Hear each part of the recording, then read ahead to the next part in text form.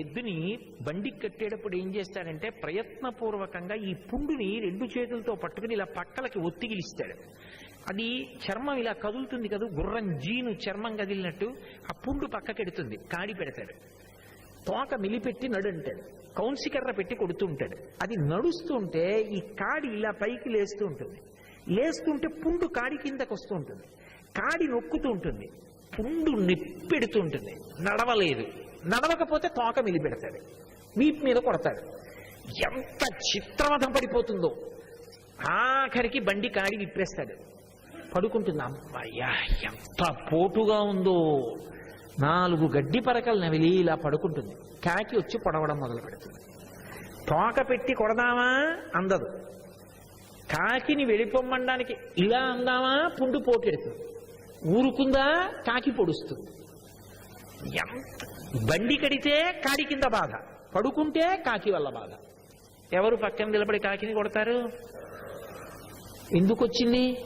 రామకృష్ణ పరమహంస చెప్తారు, నేనని అహంకారంతో కర్మ చేశాడు, అందుకు వచ్చింది. నేనని విర్రవీగడం చాలా తేలిక, అందులోకి వెళ్ళాక తెలుస్తుంది బాధ ఏమిటో. పోయిందా? చచ్చిపోయింది. తోలు ఉలిచారు, చెప్పులు కుట్టి కాలు కింద వేశాడు. కిర్రు కిర్రు అంది. ఏదో ఒక భాషలో కిర్రు కిర్రు అంటే నేను అంటే ఇంకా పోలేదు, విరగలేదు. ప్రేగులు పైకి తీశాడు.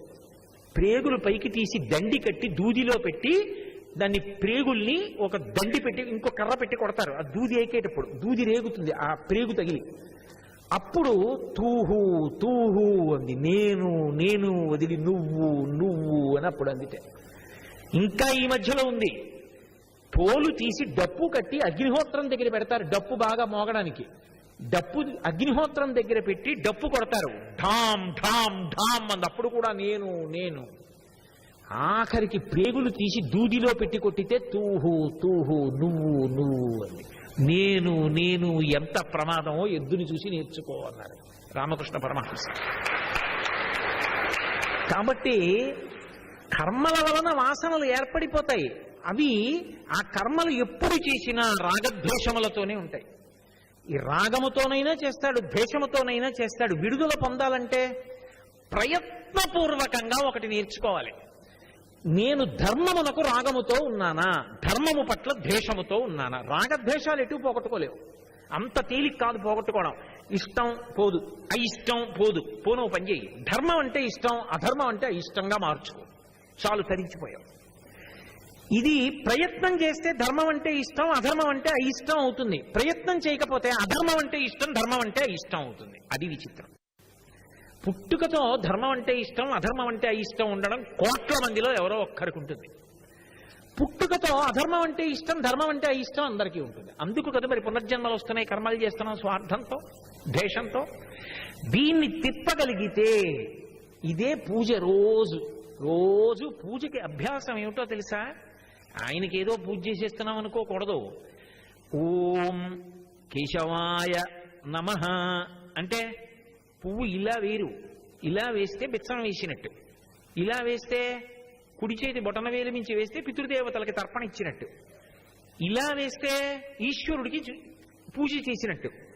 హృదయానికి చూపించి ఇలా పడాలి పువ్వు. ఇలా వేస్తారు. అందుకే పూజా మందిరం కుడి చేతి వైపు ఉంటుంది. ఇలా వేస్తాడు, పువ్వు తీసి ఇలా చూపించి ఇలా వేస్తూ ఉంటారు. అలా వేస్తే పూజ చేస్తున్నాడు అని గుర్తు.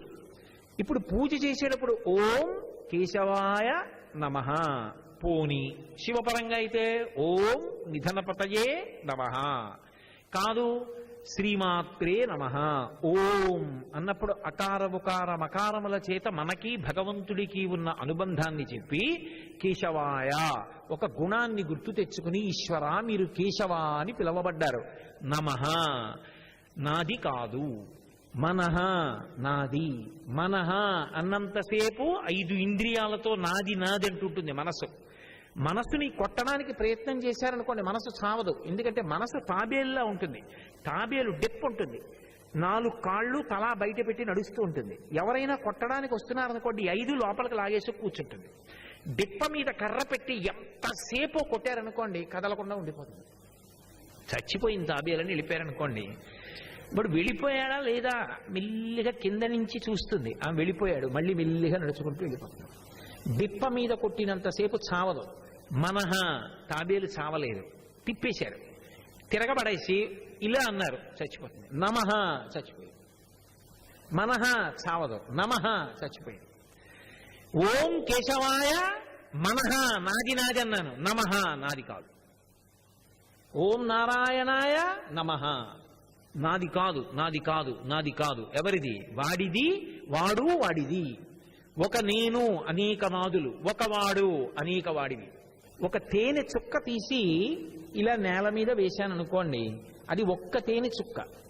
ఇప్పుడు ఆ తేనె చుక్క దగ్గరికి నేను అరగంట పోయాక వచ్చి చూస్తే చుట్టూ చీమలు ఉంటాయి గుండ్రంగా, అన్నీ నాకుతుంటాయి. ఒక్క నేనుకి అనేక నాదులుంటాయి, అందులోంచే అహంకార మమకారాలు పుడతాయి. నేను కోటేశ్వరరావుని నేను అన్నాను అనుకోండి, ఈ నేనుకి నా లాల్చి, నా ఉత్తరీయం, నా ఉంగరాలు, నా రుద్రాక్షలు, నా ఉపన్యాసం, నా కళ్ళజోడు, నా ఇల్లు, నా డబ్బు, నా ఉద్యోగం, ఇన్ని నాదులు. ఒక్క తేనె చుక్కకి అన్ని చీమలు, మధుకైటభులు అంటారు వీటిని. ఒక్క మధు బిందువుకి అన్ని కీటకాలు పట్టుకుంటాయి. నేను నాదులు కాదు, వాడు వాడిది. ఎలా? ఇలా అంటే నేనంటున్నానా? మీరు నేననాలంటే ఏమంటారు? నేనంటాను, నేను అంటాను. మీరు అనాలంటే నేను అంటారు. ఇక్కడ నేనే, అక్కడ కూడా నేనే. ఇందులో ఏ నేను ఉందో అందులో అదే నేను ఉంది. కానీ ఇక్కడ నేనన్నవాడిని మీ దగ్గరకు వచ్చేటప్పటికి నువ్వు అంటాను. ఈ మధ్యలోకి స్వార్థం అంతా వస్తుంది, అక్కడ రాగద్వేషాలు వస్తాయి. ఇది పోవాలంటే రాగద్వేషాల్ని పోగొట్టుకోవడం అంత తేలిక కాదు మనుష్య జన్మలో. దీన్ని మార్చేసేయి. రాగద్వేషాల్ని ఒక వస్తువు మీదకి పట్టుకెళ్ళి పెట్టు. ధర్మమునందు రాగము, అధర్మమునందు ద్వేషము. అలా ముహూర్తం పెట్టుకుని ఈ ఉపన్యాసం అయిపోయిన దగ్గర నుంచి నేను ధర్మమునందు రాగముతో అధర్మమునందు ద్వేషముతో ఉండనుగాక అంటే వస్తుందా? రాదు. రామాయణం బాగా విను, ధర్మం ఎలా రక్షిస్తుందో తెలుస్తుంది. ధర్మమునందు రాగము కలుగుతుంది. భారతం చదువు, ధర్మం ఎలా రక్షిస్తుందో తెలుస్తుంది. ధర్మమునందు రాగము కలుగుతుంది, అధర్మమునందు ద్వేషము కలుగుతుంది. అధర్మమునందు ద్వేషము కలగగానే నువ్విక అధార్మికమైన పని చెయ్యవు. ధర్మమునందు రాగము కలగగానే ధార్మికంగా ప్రవర్తిస్తావు. ఇది చేసి చెయ్యని వాడితో సమానం. ఎందుకని? ఎప్పుడైతే నువ్వు చేస్తున్నది ధర్మమో కర్తవ్యమో అప్పుడు అది నిన్ను బంధించదు. బంధించకుండా ఇక ఏ విధమైనటువంటి పాపపుణ్యములను ఇవ్వదు. అందుకే ఎప్పుడైనా సాధనలో 2 ప్రశ్నలు వేసుకుని మొదలుపెట్టాలి. సాధన పునర్జన్మని నియంత్రించుకోవడం మొదలుపెట్టాడు అని గుర్తేమిటంటే, ఒక పని చేసేటప్పుడు 2 ప్రశ్నలు వెయ్యాలి. ఈ పని నేను ఎందుకు చేస్తున్నాను? ఇది నా ఇష్టం కోసం చేస్తున్నానా? నేను సాయంకాలం సంధ్యావందనానికి కూర్చుంటున్నాను అనుకోండి, సంధ్యావందనం నాకు ఇష్టమా? నాకు ఇష్టమేం కాదు. సంధ్యావందనం మీద నాకు ద్వేషమా? నాకేం ద్వేషం లేదు. మరి నేను ఎందుకు చేస్తున్నాను సంధ్యావందనం? శాస్త్రం చెప్పింది కనుక. నాకు రాగము లేదు, ద్వేషము లేదు, శాస్త్రం చెప్పింది చేస్తున్నాను. ఇది ఎలా ఉంటుందో తెలుసా అండి? పక్కన కూర్చుని పొగిడిన వాడి కన్నా యజమాని పనిచేసిన వాడి మీద యజమానికి ప్రీతి. ఒక మహదైశ్వర్యవంతుడు ఉన్నాడు, ఆయన దగ్గర 2 పాలేరులు ఉన్నారు. ఒక పాలేరు ఏం చేస్తాడంటే దగ్గర కూర్చుని, అయ్యగారు మీరు ఇంద్రుడు అయ్యగారు, మీరు చంద్రుడు అయ్యగారు, మీరు ఏం గొప్పవారండి, ఏం బాగుంటారండి అని పొగుడుతుంటాడు. ఈ యజమాని ఒక రోజున 2వ సేవకుడిని పిలిచి, విరేయిలరా ఇలా కూర్చో అన్నాడు. మీకు అవుతుందయా కూర్చుంటేను? నాకెక్కడవుతుంది? ఆవులకు పాలు తీసే సమయం అయింది, దాణా పెట్టే సమయం అయింది, ఆ పాలన్నీ తీసుకెళ్లి అమ్మగారికి ఇవ్వాలి, ఆ పశువుల కొట్టనంతా బాగు చేయాలి, ఆవుల్ని కడగాలి, నాకెక్కడవుతుందండి, నేను కూర్చోనన్నాడు. వీడన్నాడు, వాడంతేనండి అన్నాడు. మీరు జాగ్రత్తగా ఆలోచించండి, యజమానికి నిజానికి ఎవరంటే ఎక్కువ ప్రీతి? పని చేస్తున్నవాడెవడో, ఎవడు దగ్గర కూర్చుని మాట్లాడడానికి రాలేదో వాడంటేనే యజమానికి ఎక్కువ ప్రీతి. అలా అన్నా వాడు చూడరా, అన్నం కూడా తినడరా, పని పని పని పని అంతే. అయ్యగారి పని అయిపోవాలి. ఏమిటో వాడికి అయ్యగారే ప్రాణం. వీడు పొగుడుతూ ఉంటాడు, వీడిని ఊరే మంచినీళ్ళు తెచ్చిపెట్టంటే వాడిని పిలుస్తాడు. అందుకే ఈశ్వరుడికి కూర్చుని నాలా ఉపన్యాసాలు చెప్పేవాళ్ళు కాదు ఇష్టం. ఎవడు నిజంగా కర్మానుష్ఠానం చేస్తాడో వాడిష్టం.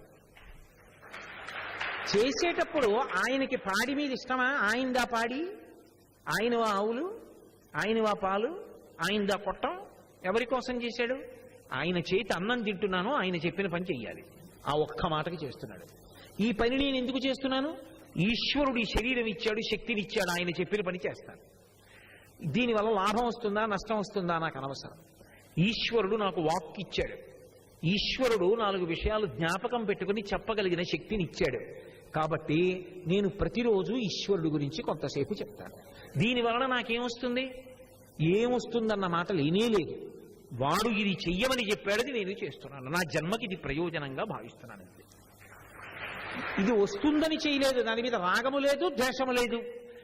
శాస్త్రీయమైన కర్మ చేసేటప్పుడు రాగద్వేషములు ఆలోచించకుండా ఈశ్వరుడు చెయ్యమన్న పని అని చేసుకుంటూ వెళ్ళిన వాడెవరో వాడిని ఆ కర్మ బంధించదు. సంగము లేని కర్మ అంటారు.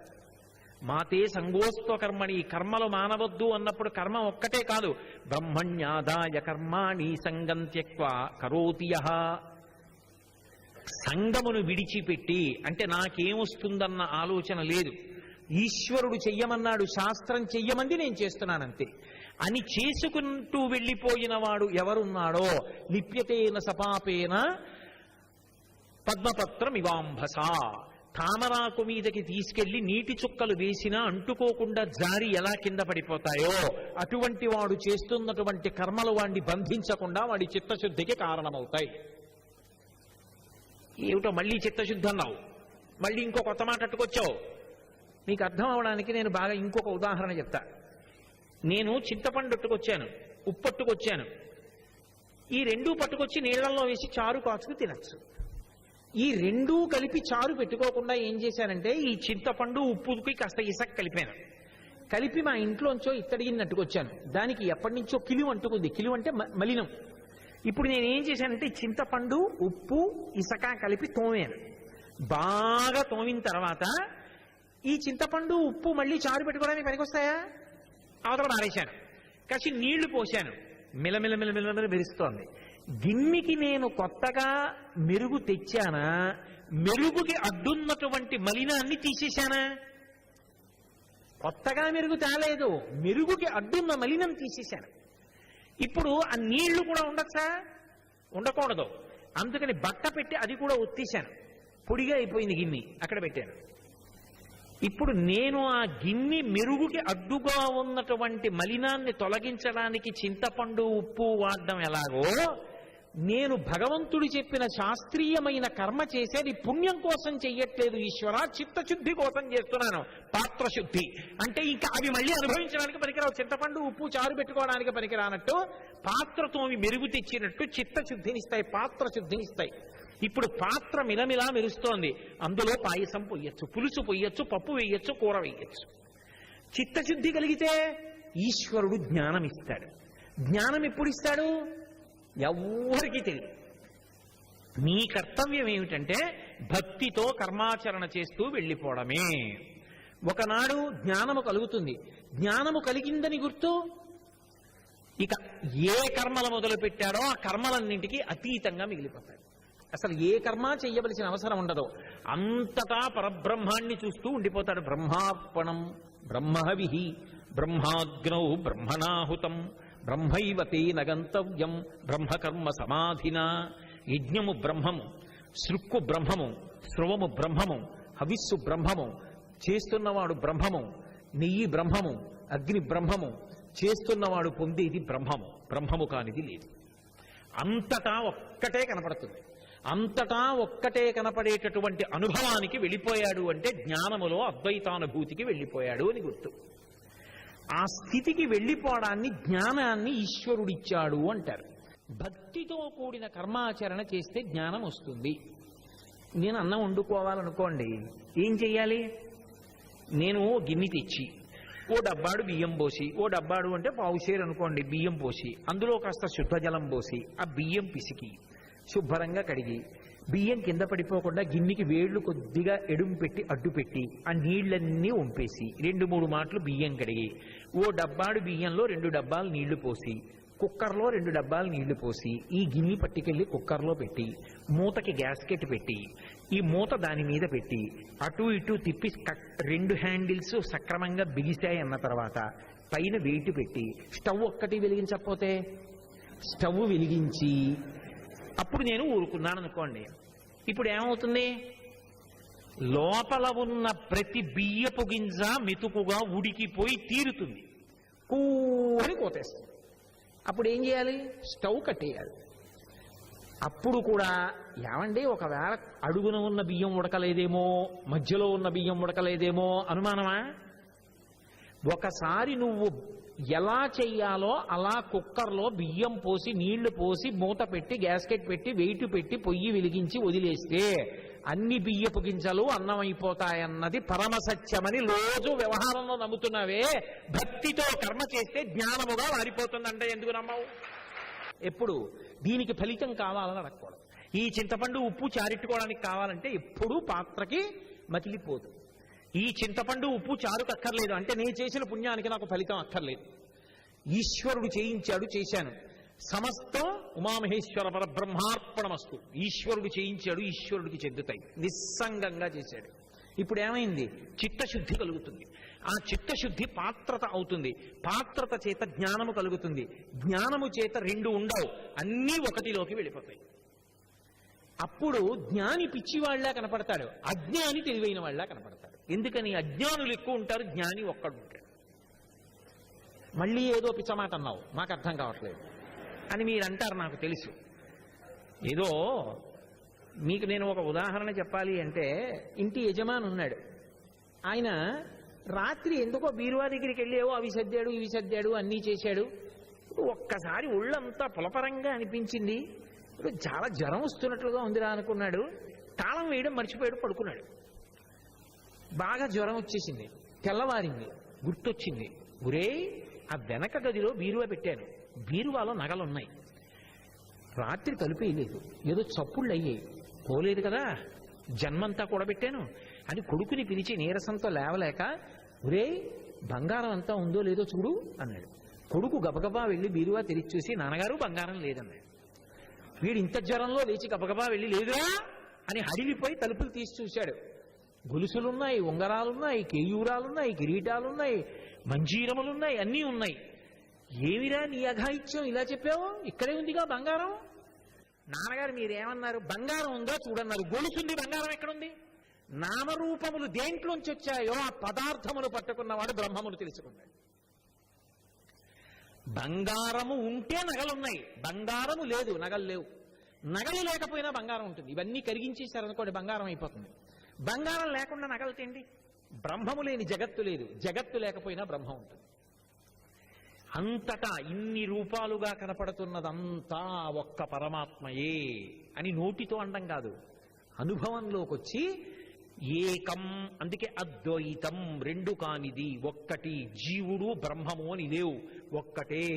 జీవ బ్రహ్మైక్య సిద్ధి పొందినటువంటి మహాజ్ఞాని ఇక ఆచరించడానికి కర్మకి ఏముంది? 2వ పదార్థం ఏముంది? ఏ కర్మ చేయడు, సమాధి యందు తనలో తాను రమిస్తూ ఉండిపోతాడు. అప్పుడు ఆయన కర్మలకు అతీతుడయ్యాడు. ఆయన మానేశాడని నువ్వు మానచ్చా? ఆయన స్థాయికి వెళ్ళి మానేశాడు, నువ్వు మానకూడదు. అందుకే ఇద్దరిని అనుకరించకూడదు. జ్ఞానిని అనుకరించరాదు, అజ్ఞానిని అనుకరించరాదు. జ్ఞాని తల్లికి తద్దినం పెట్టడు. ఎందుకంటే తల్లి ఏమిటి, తండ్రి ఏమిటి, శరీరాలు ఏమిటి, అంతా బ్రహ్మమయం జగత్ అంటాడు. అజ్ఞాని తద్దినాలు ఏమిటంటే ఎక్కడ పెడితే అక్కడ అందుతుందా మానేస్తాడు. అజ్ఞానిని చూసి తద్దినం మానేయకూడదు, జ్ఞానిని చూసి తద్దినం మానేయకూడదు. జ్ఞానిని అనుకరించలేవు, అజ్ఞానిని అనుకరించరాదు. అందుకే మీరు చూడండి, జ్ఞాని ఎవ్వరికీ అర్థము కాడు. భగవాన్ రమణులు ఉన్నారు.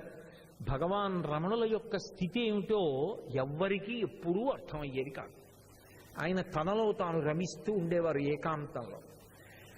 ఎప్పుడో మహానుభావుడు ఆయన ఆ శేషాద్రి స్వామి చెప్పారు, ఆయన ఒక మహాజ్ఞాని కనుక చెప్పారు. ఆ అరుణాచల దేవాలయంలో పాతాళలింగం వెనకాతల ఒక బాలస్వామి కూర్చుని ఉన్నాడు, వెళ్ళి బయటికి తీయండ్రా అన్నారు.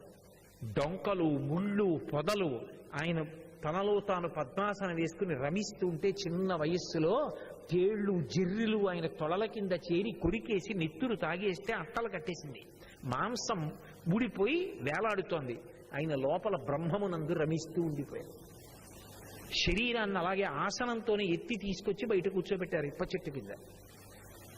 భగవాన్ రమణులు ఆ స్థాయికి వెళ్ళారని నేను పాతాళలింగం వెనకాతలు గోచిపెట్టి కూర్చుంటే రమణులను అవుతానా? రమణుల స్థాయికి వెళ్ళాక నేను ఎక్కడ కూర్చున్నా జ్ఞానిని. ఆ జ్ఞాని అయిపోయిన తరువాత కర్మలు చేస్తే ఎవరి కోసం చేస్తారంటే లోకమునకు మార్గదర్శనం చేయడానికి కర్మ చేస్తాడు తప్ప నిజానికి ఆయన కర్మ చేసినా చేయకపోయినా ఇంకా ఆయన అతీతమైన స్థితికి వెళ్ళిపోయాడు.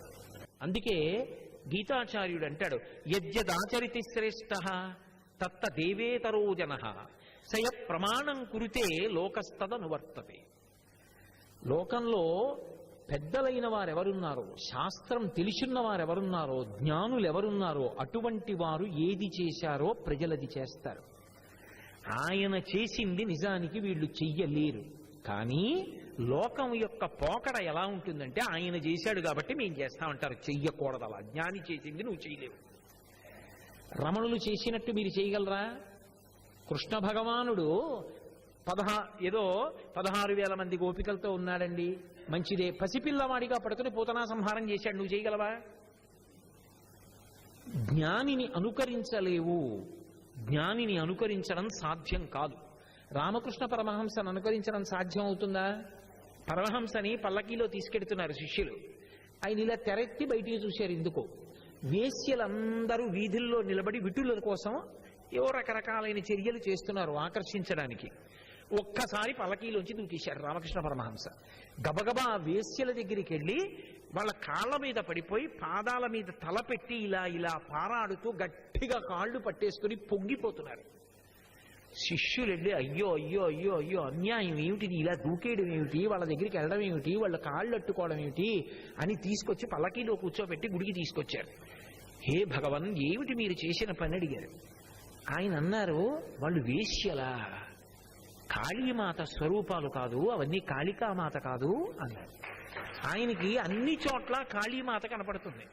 ఆయన భార్య యందు కూడా ఆయనకి కాళికామాత కనపడింది. సొంత శిష్యుడు వివేకానందుడికి అనుమానం వచ్చింది. ఇన్ని చెప్తాడు కదా, రాత్రి శారదాదేవితో పడుకుంటాడు, ఏం చేస్తాడో చూద్దామని పైకెక్కి కిటికీలోంచి చూశాడు. శారదాదేవి మంచం మీద కూర్చుని ఉంటే రామకృష్ణ పరమహంస ఆవిడికి పాదార్చన చేస్తున్నారు కాళికాదేవిగా. కారణజన్ములు ఇద్దరు. అటువంటి దాంపత్యం ఆ దంపతుంది. జ్ఞానిని నువ్వు రామకృష్ణ పరమహంసలా కళ్ళు ఇలా పెట్టి ఓ చిన్న అంగవస్త్రం కట్టుకుని గడ్డం పెంచేస్తే రామకృష్ణ పరమహంస అయిపోతావా? జ్ఞానిని అనుకరించలేవు, సాధ్యం కాదు. సర్వం శ్రీ ఉమామహేశ్వర పరబ్రహ్మార్పణమస్తు. స్వస్తి.